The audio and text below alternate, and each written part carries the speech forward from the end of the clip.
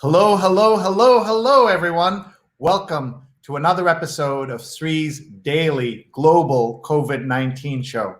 My name is Sreenivasan, and I'm the Marshall Loeb Visiting Professor of Digital Innovation at Stony Brook School of Journalism. It is my honor to convene this daily global conversation around all aspects of COVID-19.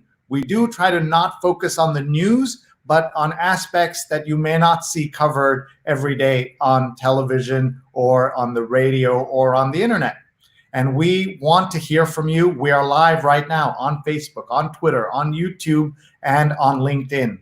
The way to find the archives of everything we do is to find us and go to our YouTube account and look at SreeNet is my YouTube account, and you can find our entire archive there. Today we have a very special show, and we want to tell you all about it. We're calling it Nurses Are Heroes, and we have both a hospital administrator and a nurse with us. And our nurse is Elyse Isopo. She's on Instagram. Please follow her, Elyse_Isopo.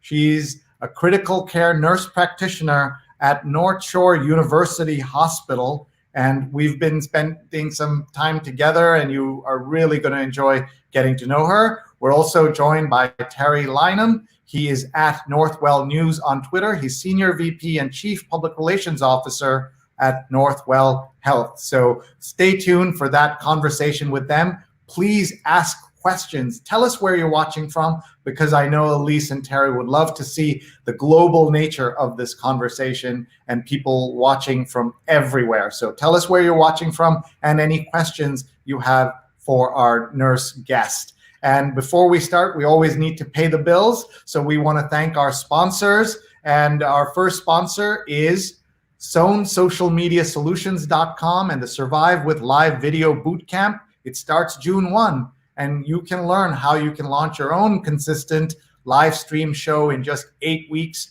Sign up today at SownSocialMediaSolutions.com, SOHN SocialMediaSolutions.com. Big thanks to Tim Sohn, who was our very first advertiser when we started the show 71 days ago. And now he's come back and he's advertising with us again. We're very grateful. If any of you would like to advertise, please email me, Sree@Sree.net. You see my email address right on the screen, and we'd love to help you get your message out to the world.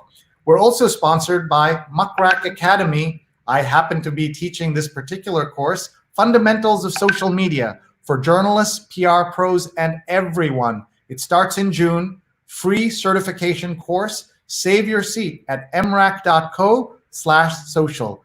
mrac.co/social. You can go right now and sign up, and it's open to people of all backgrounds, all experience levels, all ages, and all interests with social media. So mrac.co/social. And the reason we decided to launch that course in the middle of this pandemic is with the jobless situation, with the economic meltdown, there are so many people who need to have a baseline understanding of social media and have been asking me for years, do you have a basics course? And I've had various versions over the years, but this is the definitive Fundamentals of Social Media course that we've put together, my colleague Linda Bernstein and I, and we want everybody to be able to take it. We've had more than 3,000 signups already, and you can sign up today. It's open, mrac.co/social. It's about a 2-hour course. You don't have to take it all at once, but we'd love to have you take it.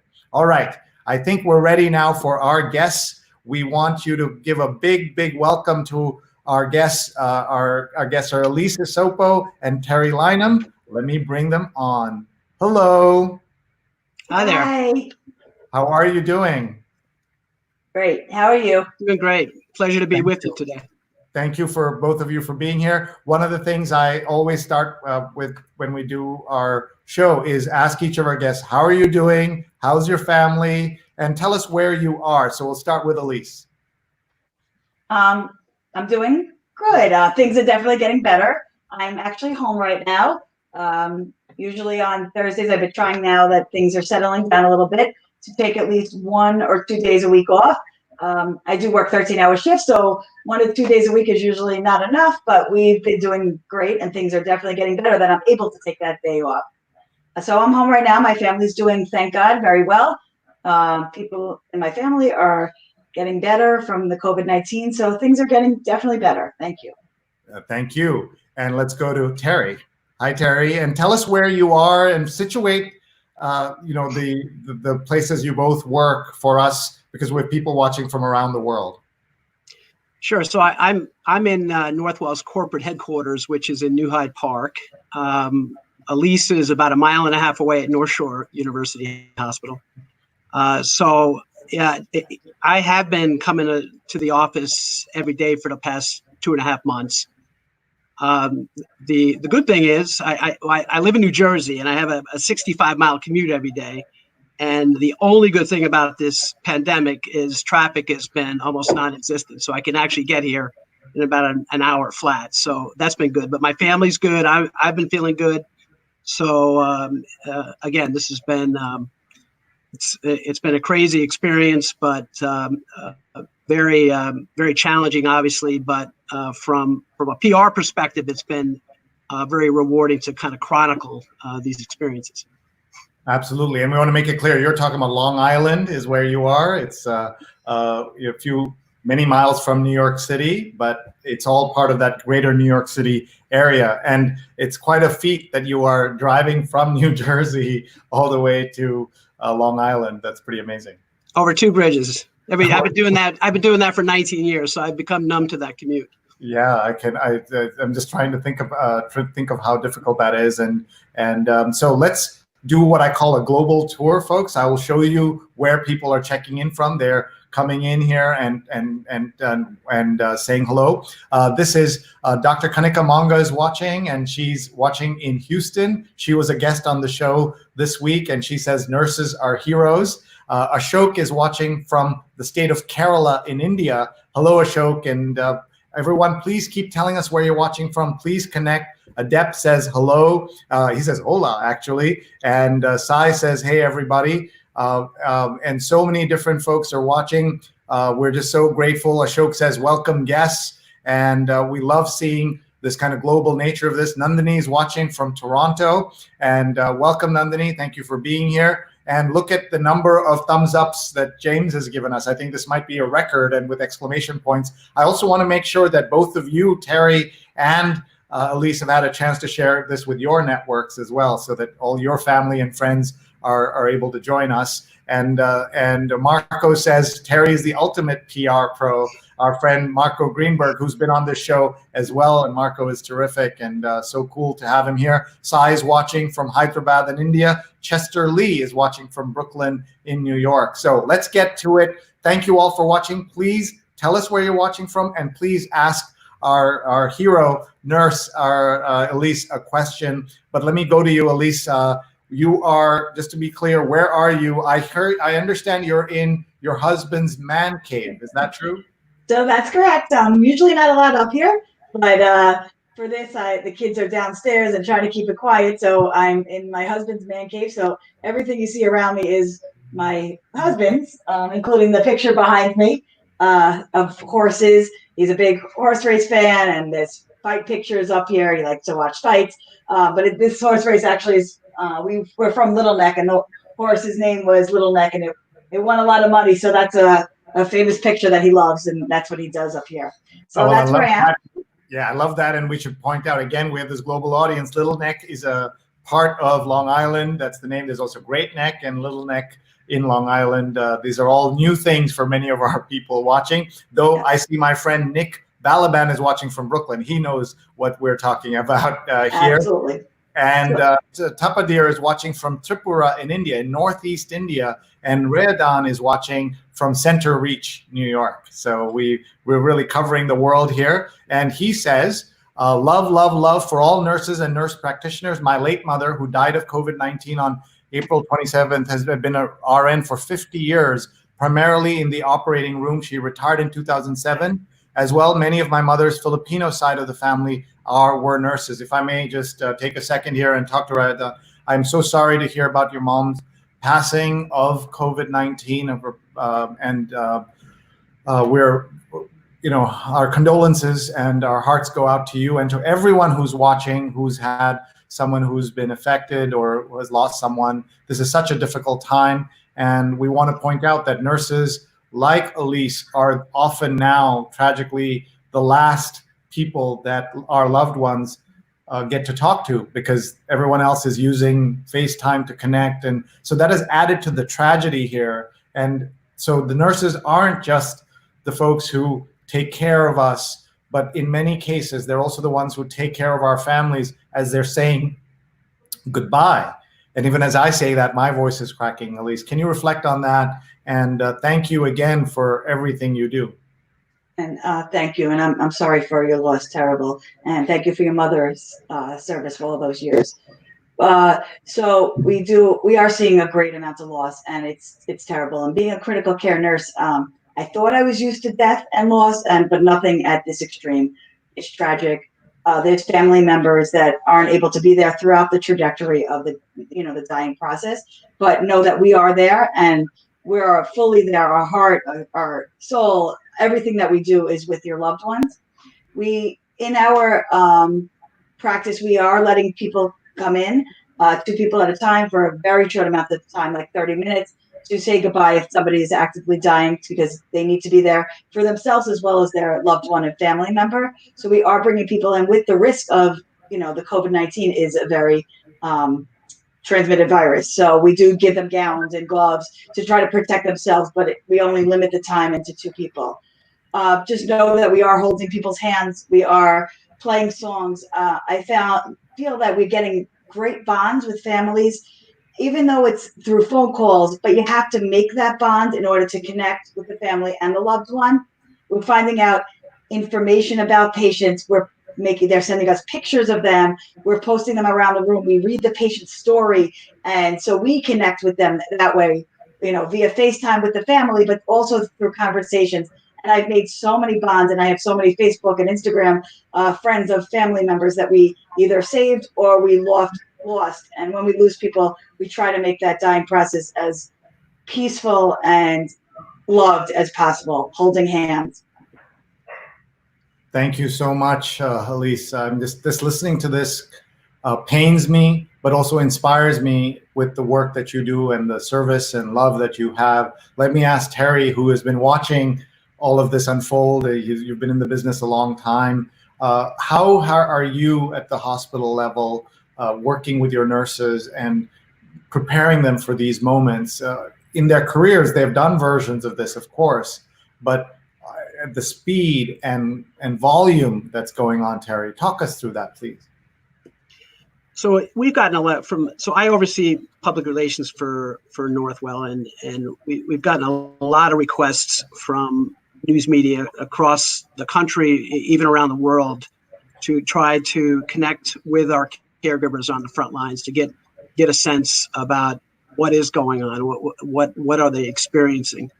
And what I've found that's quite different this time is the willingness of our caregivers like Elyse to share their experiences. So we've had Elyse and probably several dozen others were involved in producing video diaries that kind of chronicled what was happening.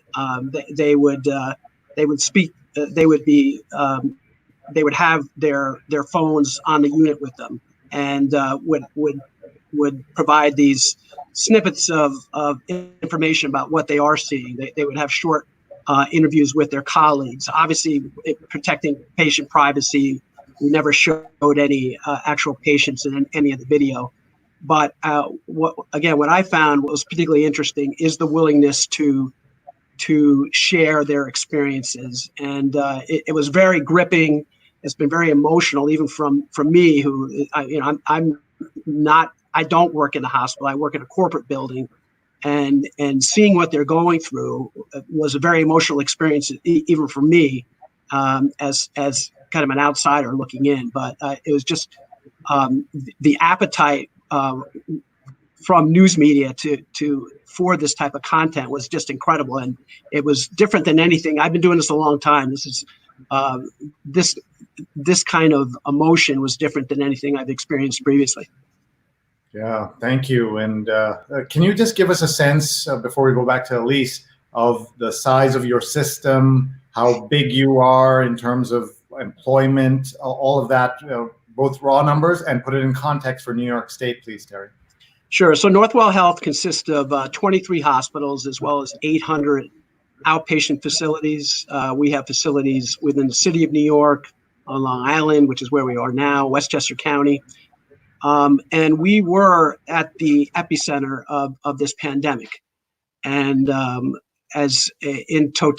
date, we have treated more COVID patients than any other health system in the country.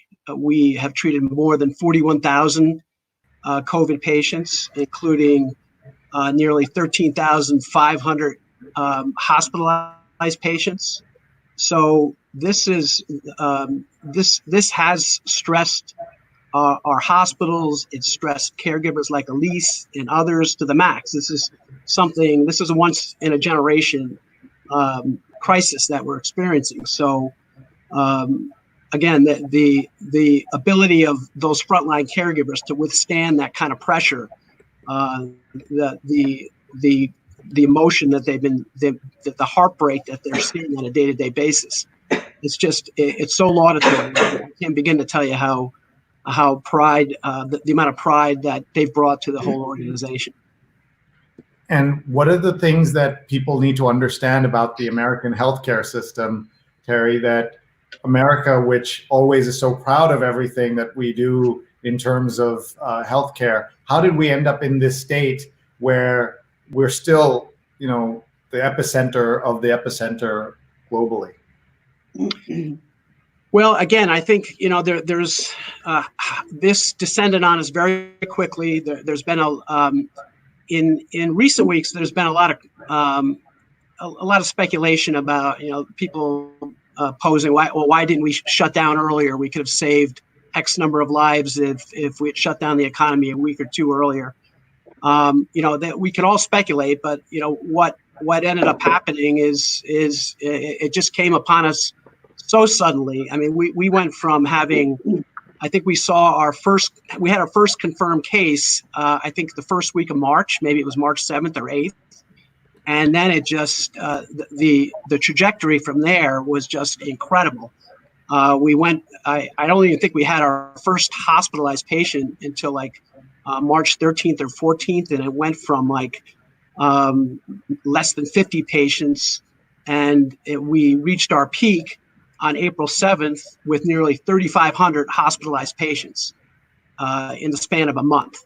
So that spike was just, and I don't think anybody saw that coming so quickly. We were all prepared for it. We knew there was this risk from the beginning. Northwell has a very robust emergency management plan. So when word of this virus first came out of Wuhan, we started putting in place our emergency response plans. Our caregivers were put on alert to start questioning patients as they came into our facilities. Have you traveled? What's been your travel history? Do you have any symptoms? So we were on guard for this. But again, what ended up happening with that communal spread is just happened so quickly and so rapidly that we were certainly over the fact that we were able to hold the line like we did, that our caregivers rose to the occasion is just astounding, frankly. Yeah, it really is. Let's look at some of the comments coming in. Barbara says, Elyse, thank you for all you do. Elyse will be featured on a special Healthcare Heroes special airing this Monday, Memorial Day, on WNBC4 at 7 p.m. Oh, that's awesome. That's great. What will you be talking about? And let's see if we can steal some thunder from Channel 4.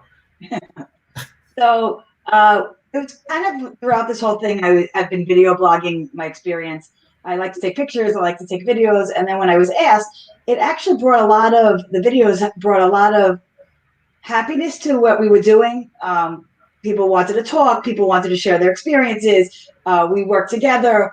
It made us get dressed and put on makeup for a day, and that actually brought life to us. So I think the video blogs actually helped us. So some of the things on News 4 is going to be the video blogs that I was doing, as well as some of the experiences that we've been going throughout the last 2 months. We were definitely working in critical care in the medical ICU, because these are primarily medical intensive care patients that we're taking care of we were the first. We were the first to start, and we will be the first to end this COVID war. And we've learned a lot. We've grown a lot. We've created so many bonds throughout the whole hospital with different disciplines. We realized that we're all one. Everybody was in a shield and a mask, a shield, mask, everything. And everybody was uniform and one. And it was a beautiful experience as well as frightening and scary. I just can't imagine, Elyse. We want everybody to follow Elyse on Instagram. She's Elyse_Isopo on IG. And please follow Northwell News. That's Terry's account. And that's on Twitter. So let's look at some of the comments. Here's Chris says, nurses are the lifeblood of healthcare. We can't do enough for them to celebrate all they do to heal. Elyse, how has the staff been since we surpassed the peak? So I think the staff has been where we can't believe it's happening. We were in it, and I can't believe it was 2 months. It feels like a lifetime. The last 2 months we've been doing this and battling this. I think people are finally getting the reprieve that they need.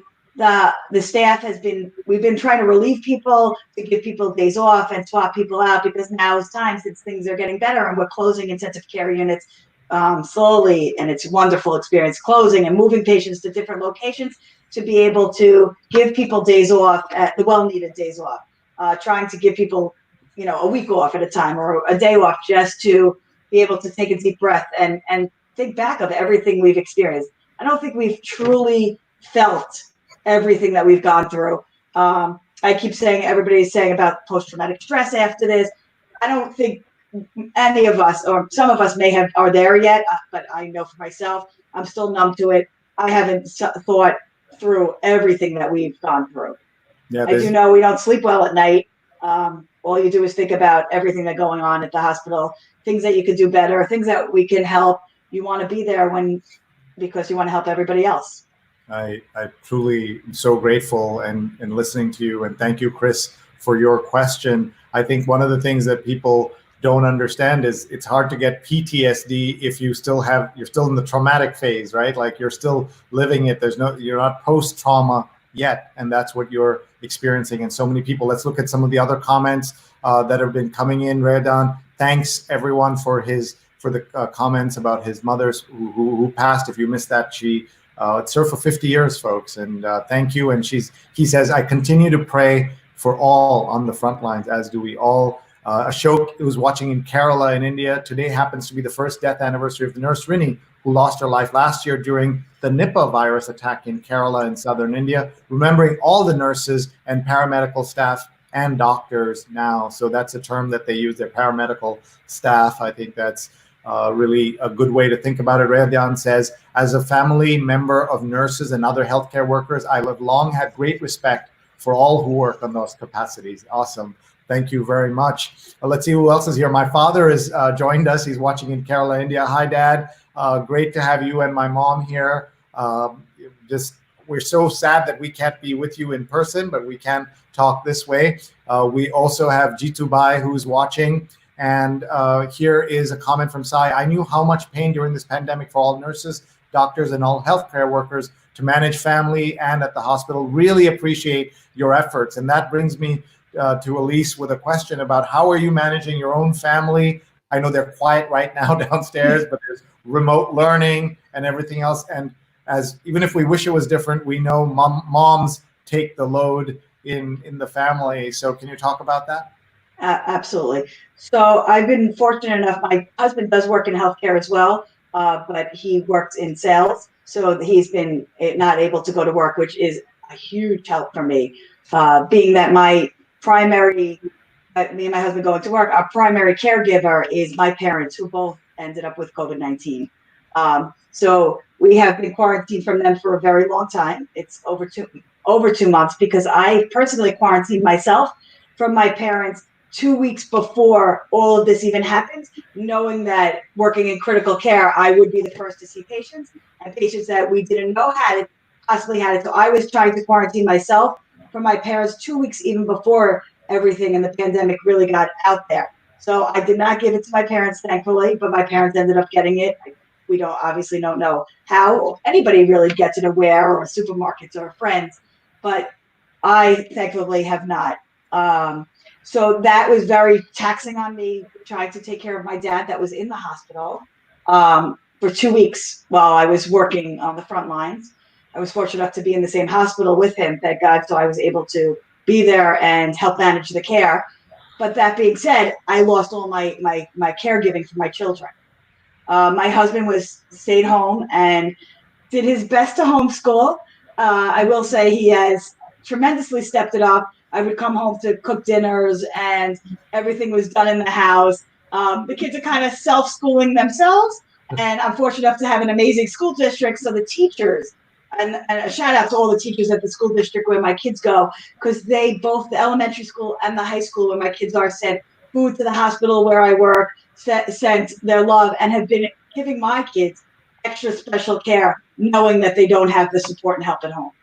Oh, thank you. And that's great to know. And so a big shout out also to teachers. I think, Terry, it would be fair to say that people have suddenly woken up to the value of these two professions, nursing and teaching. You, of course, are in the industry, so you know it. But can you reflect on that? Like, how has this been embodied to you in the interest in nurses and nursing and all of that that's happening, Terry? The outpouring of support has been really incredible. I mean, we've had restaurant owners just delivering food to our staff on the front lines on basically a daily basis, all free, of course. And again, you're all familiar with the clap outs that occur every evening at 7 o'clock.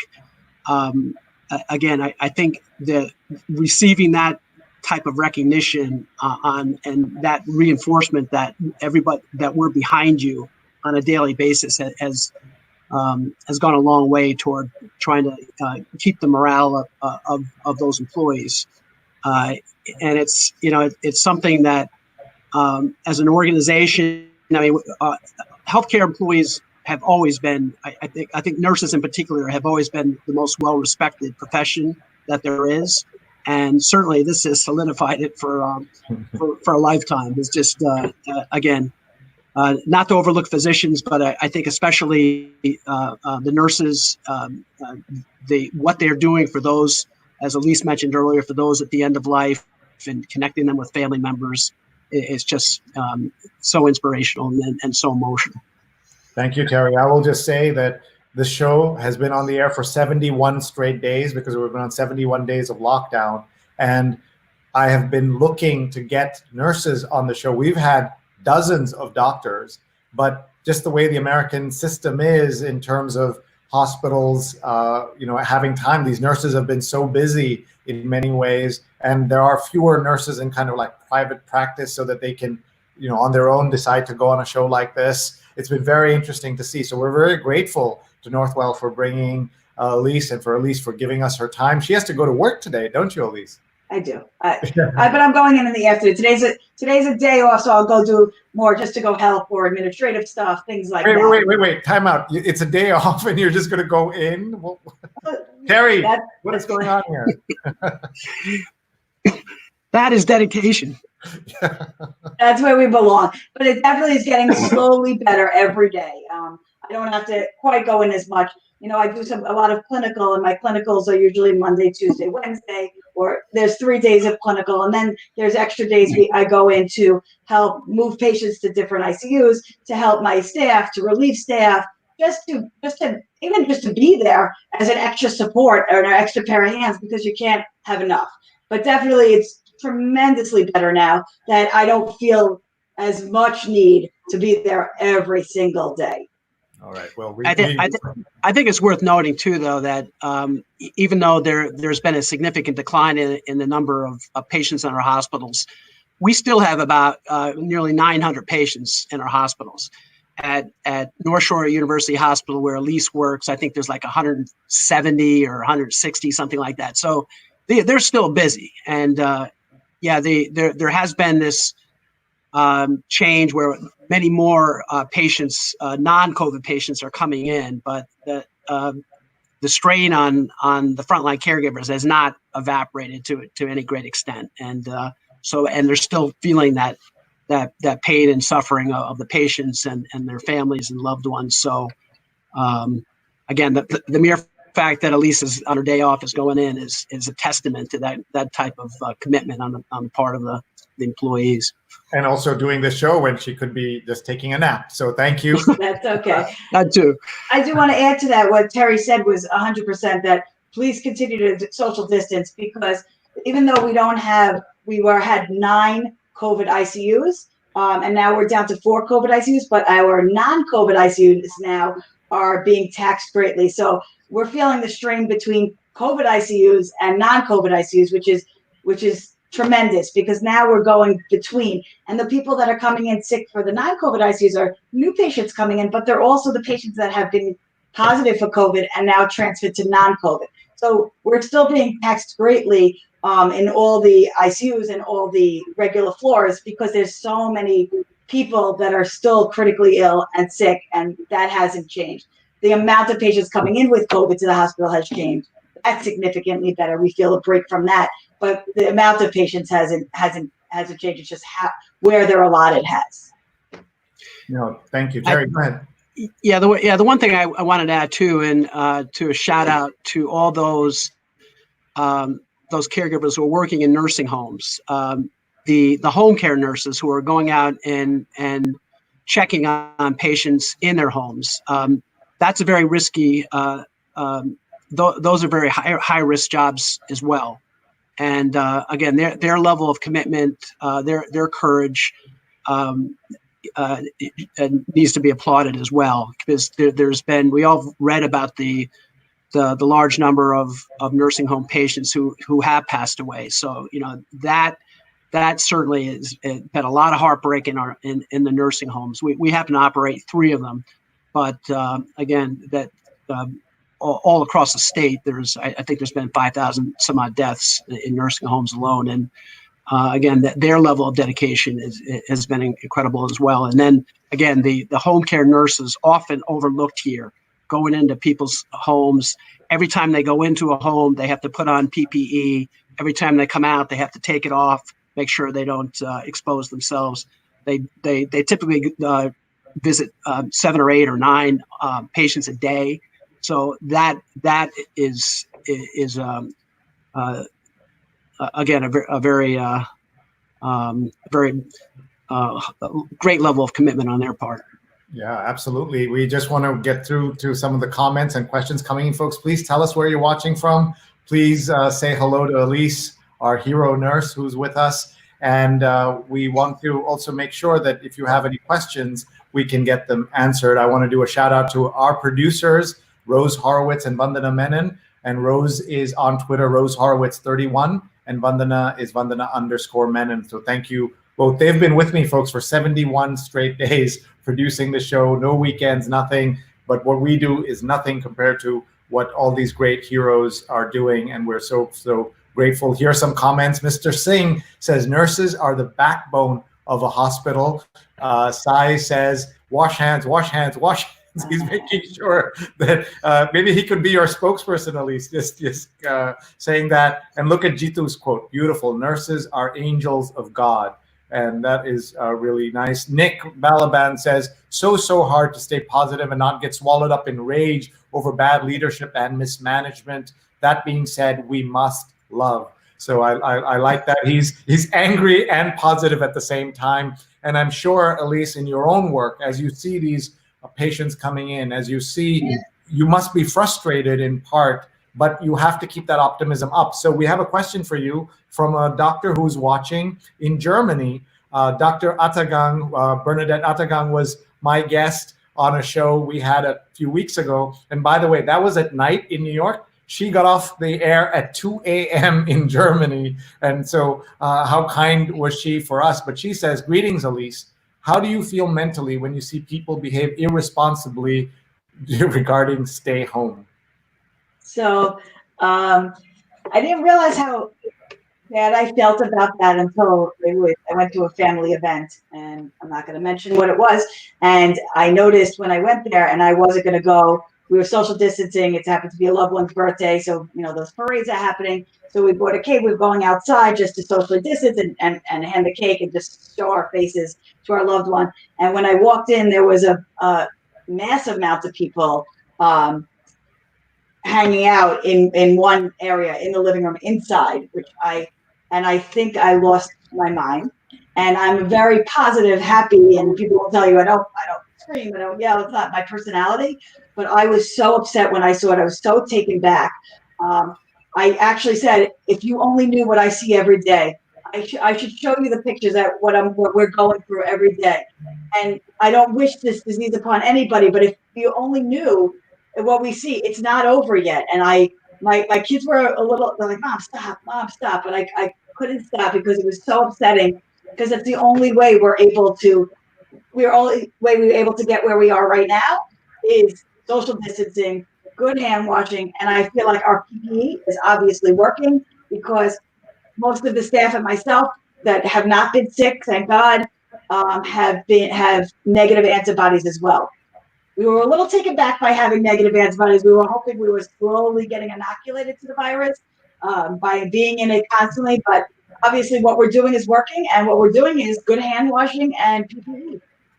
And that social distancing. Thank you for sharing that. We know, Terry, that part of the problem that we are seeing in the world today, not just in America, but everywhere, is misinformation, disinformation, that is riling up people to not believe the news. And so you've seen, for example, that people are saying we overreacted as a society because look how few the deaths are. And by the way, when they say few, they mean 90,000 deaths. Like, that itself is a whole other conversation. But how do you disprove that, right? Like, the reason we took all this economic pain and social and other pain, Terry, is so that we can be in this position. We wish the numbers were even lower, but to the opponents of all of this, to them, this is proof that they didn't need to do it in the first place. So this is not a political conversation, but can you address that, please, Terry?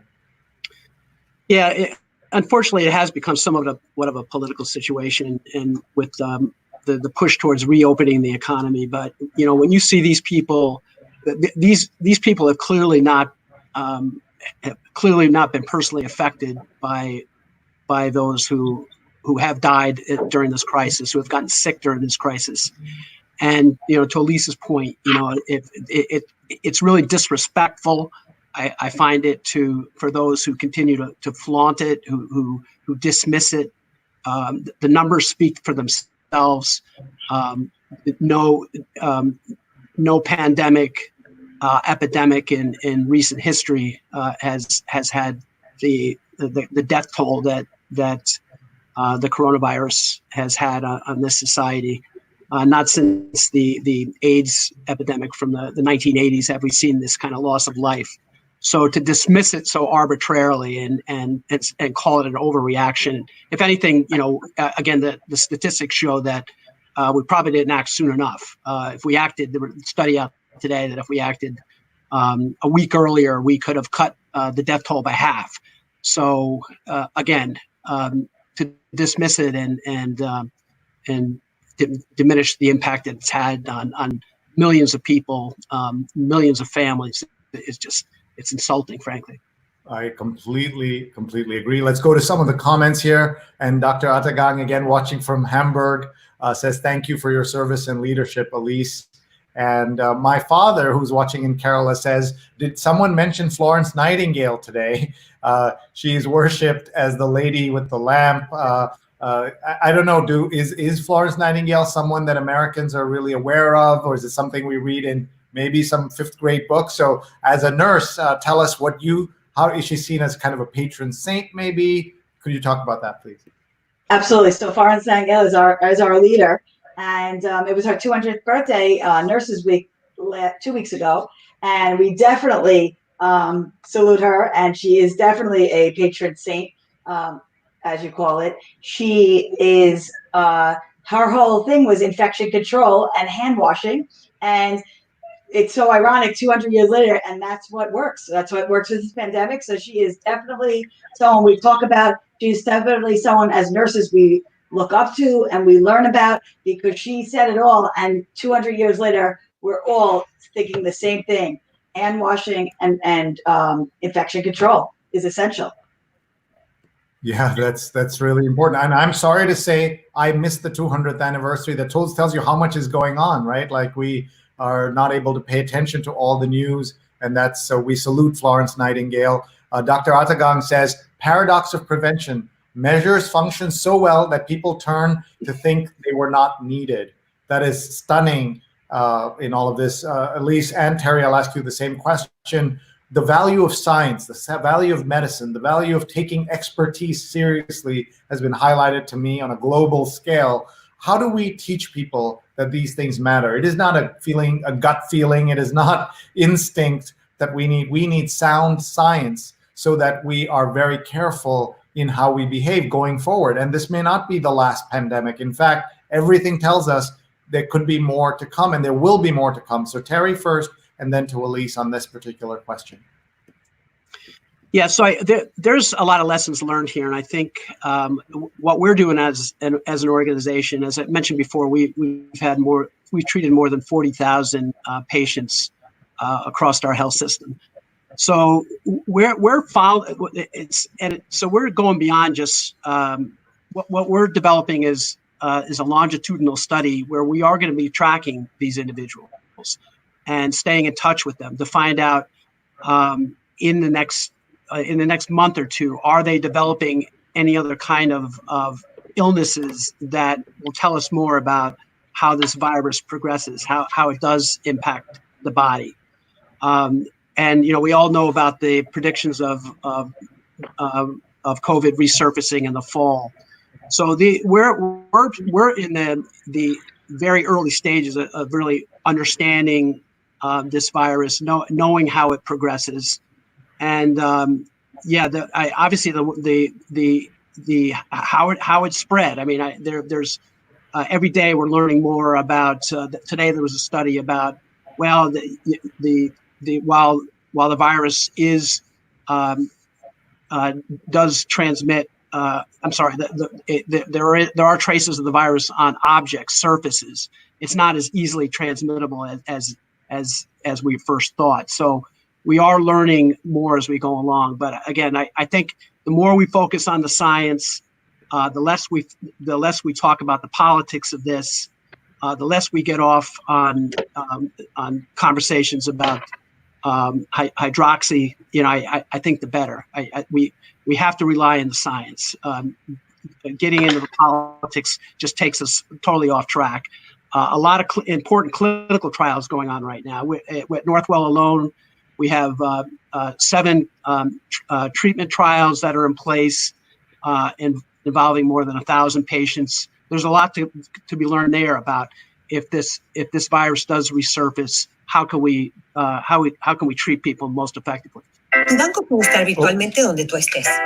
Sorry, I was trying to play a video that Elyse was on, so let's just show it here on my phone. That's Elyse with Chris Cuomo on CNN.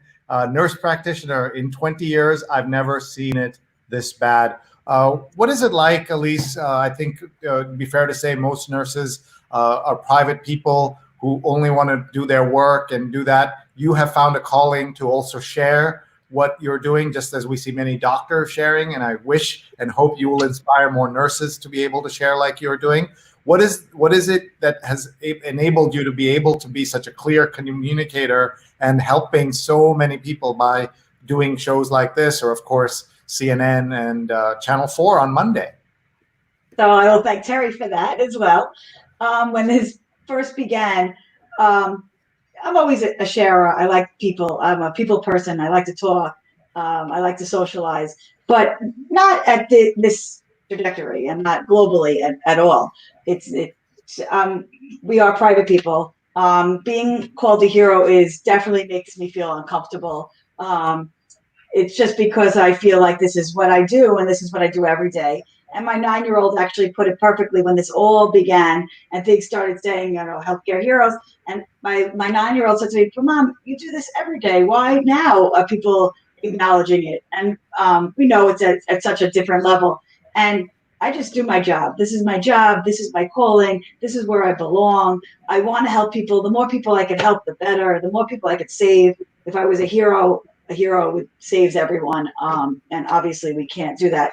And my whole motto the whole time in this whole going through this whole thing is, if I can't save a life, I can make a peaceful death. And I've said that my whole career, working critical care. If I can't save a life, at least I can make the death peaceful, pain-free, and as beautiful for a family and as well as the patient as I can, because that's just what I do in critical care. So I feel that it's a little weird and uncomfortable. But when people ask me to do these things, I'm a yes person. I like to say yes. I like to help others. I'm a selfless, that's just me. I'm selfless. I'd rather help everybody else. And if this is going to help one person or anybody out there by speaking out, then that's what we do. All right. Thank you so much. I can't keep saying thank you, but I will, because that's the least we can say to you. And not just you, through Elyse, we're saying thank you to everyone. Chester says, are we prepared if another surge arises? So let me ask Terry, from the business side of the hospital, are we ready? Because we fear that there's going to be another wave thanks to all this easing of social distancing that aren't following the government's own guidelines, and the government's the one opening. So Terry, to you first on the business side. Yeah, so the one of the interesting things that came about is that once we realized the extent of what the surge was going to be, we created 200 additional beds a day over the course of about a week and a half, about 10 days. Northwell typically has 4,000 acute care beds. We ended up creating 2,000 additional acute care beds.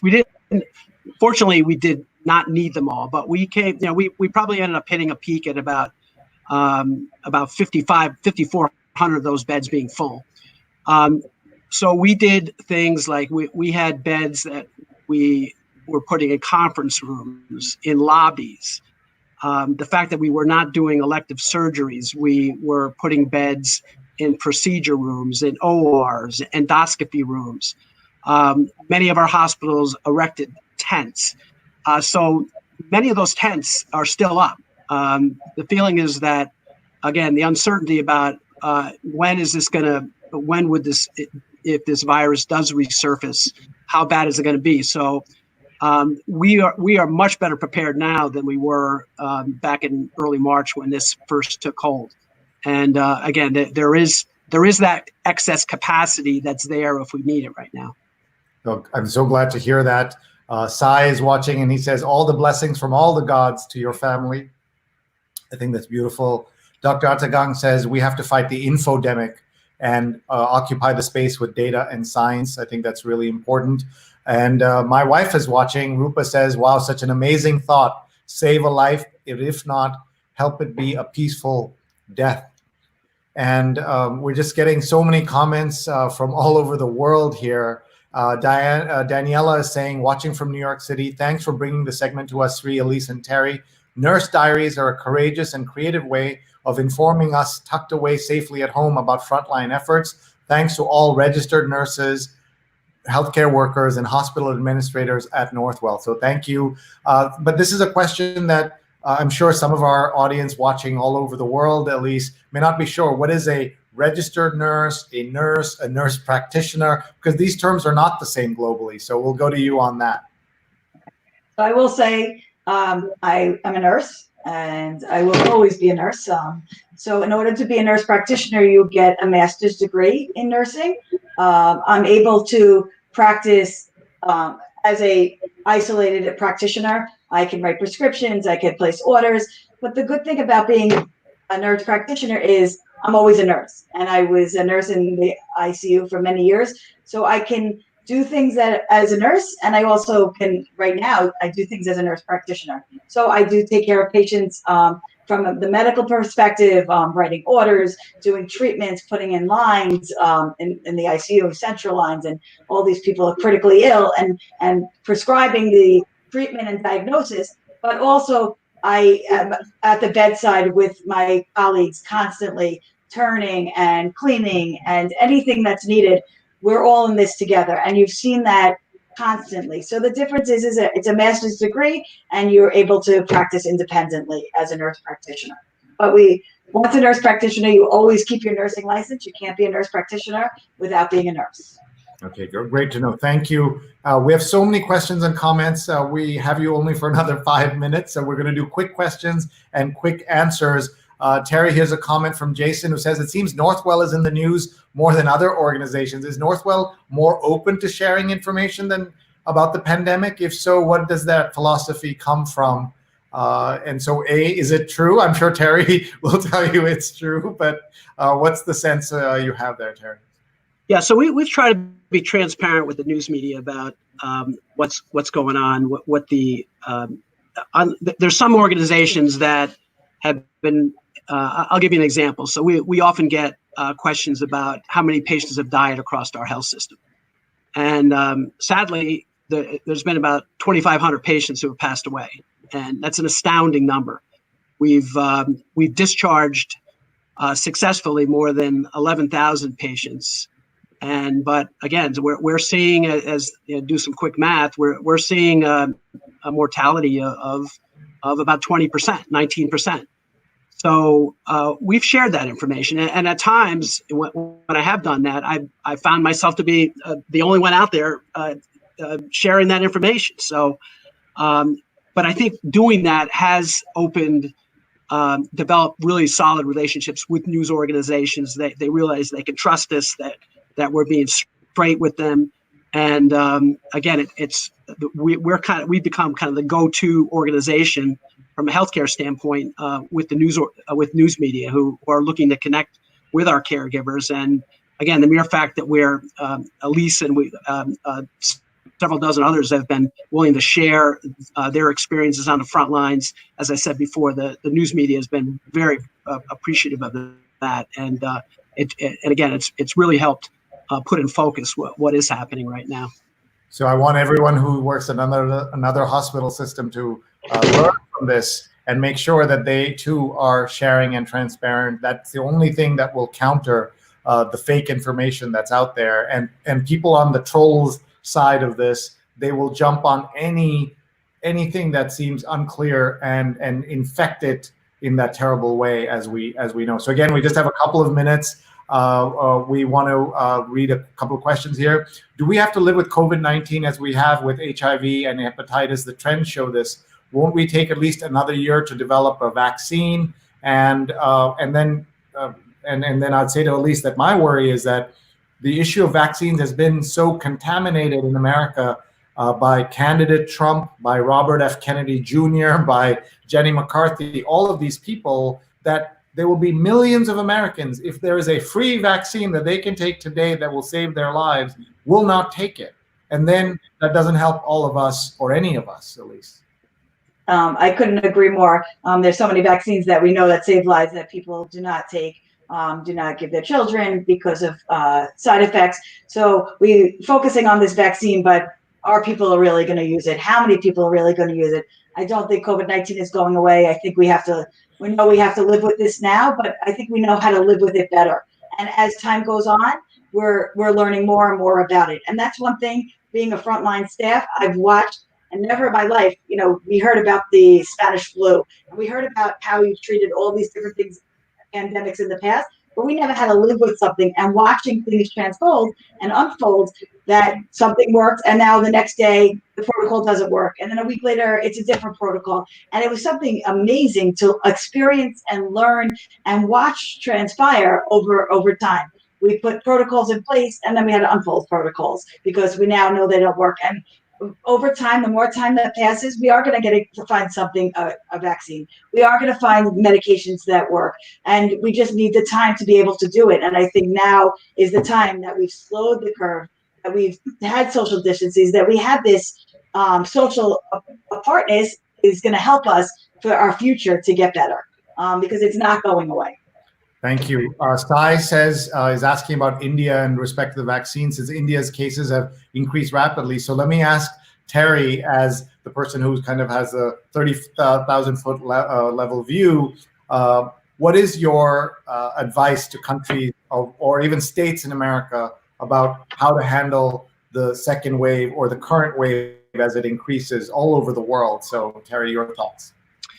Yeah, I think we still have to be, as the economies reopen, we still have to remain cautious, have to be very, again, maintain the social distancing, continue to be very vigilant when it comes to hand hygiene, group gatherings. I know everybody's very eager to resume life as we know it, but this has changed us, and this is going to change society, and we are not going to revert back, certainly not in the near term, to how life was before. So again, I think we're going to have to get used to viewing sporting events, watching it on television, not being able to go there in person.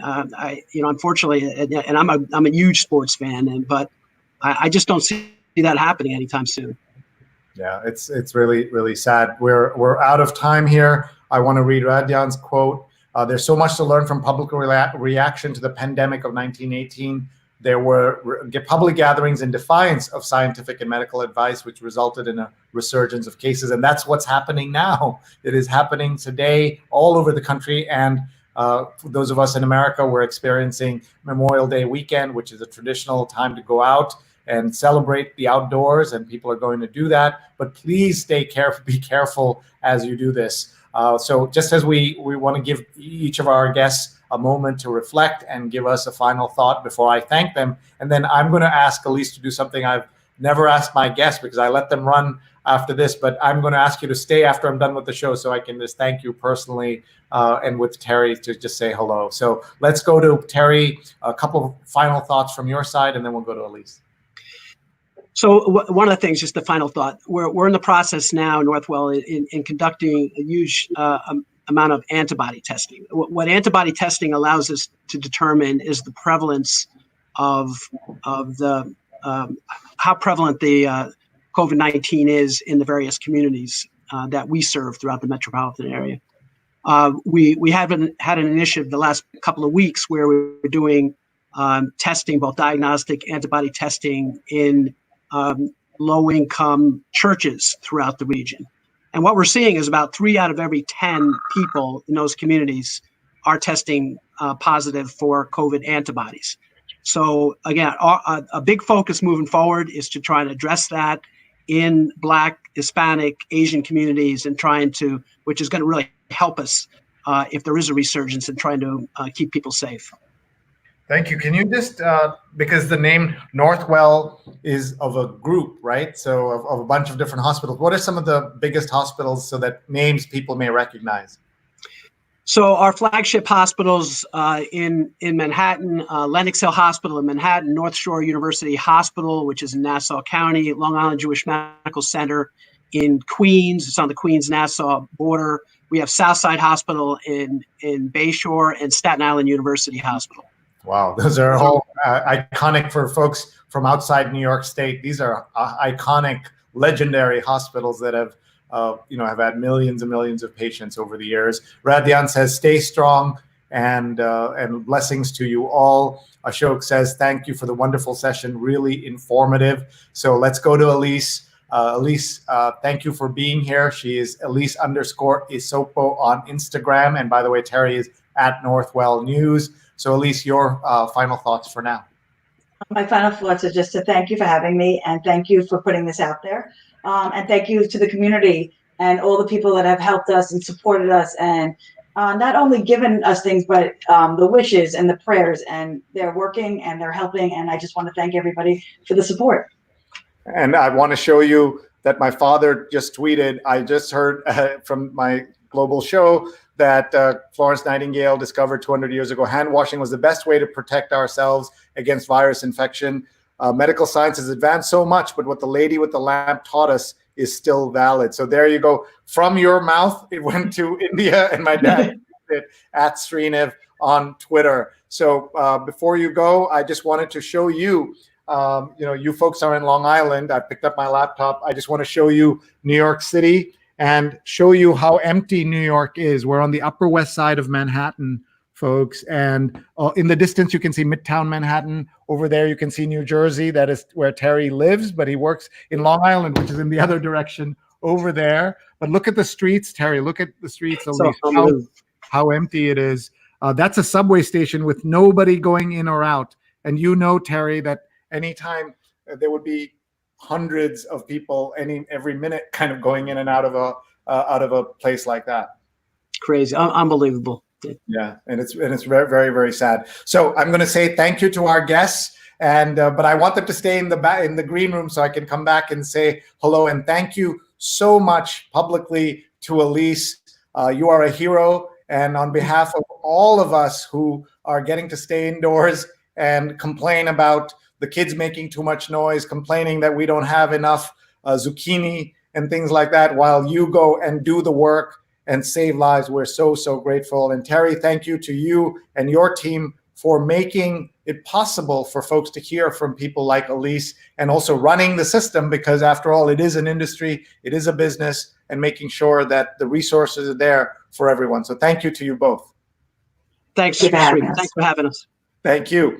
And we will be just saying goodbye for just a quick second. Thank you, everybody, for watching. We do this every day. This was episode 71. Episode 72 will be tomorrow. So please join us. If you have any feedback, Sree@Sree.net, SREE@SREE.net. We're looking for themes, guests, topics, and we are looking, as always, for sponsors. So if you would like to sponsor this, please let us know. We'd love to have you. And then a reminder that my Fundamentals of Social Media course is going live in June. It is free for anybody in the world to take advantage of, and we hope you will. You just go to mrac.co/social, mrac.co/social. It's a free course, free certification, Fundamentals of Social Media. We want everyone to benefit from this. We've had more than 3,000 people sign up already. It's free. It's about 2 hours of content. Launches in June.